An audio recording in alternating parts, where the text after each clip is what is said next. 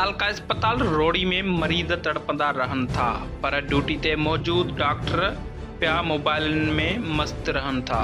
मरीज़न जा वारस परेशान आहिनि। रात जी ड्यूटी वारी ڈاکٹرياڻي बस्तरो वछائي मोबाइल में मस्त लगी पई आहे।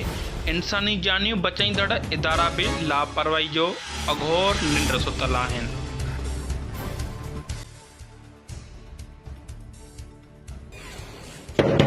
ये यहाँ सोने आए हैं, ये सोने की तनख्वाह लेते हैं। यहाँ मरीज तड़प रहा है।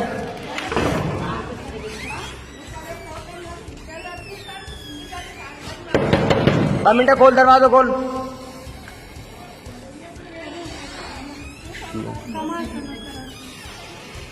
दरवाजा खोल, एक मिनट।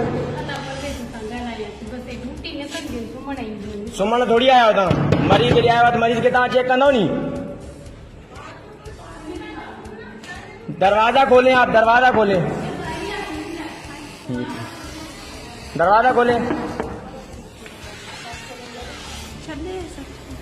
इस सुराख में से वीडियो बन रही है, बेफिक्र हो जाएं आप। ये चेक करें, ये अंदर बैठी हुई मोबाइल चला रही है।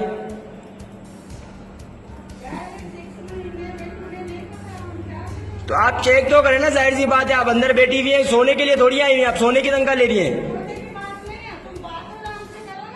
मैंने तरीके से आके पहले बात की थी। आप दरवाजा खोलें, मैंने वीडियो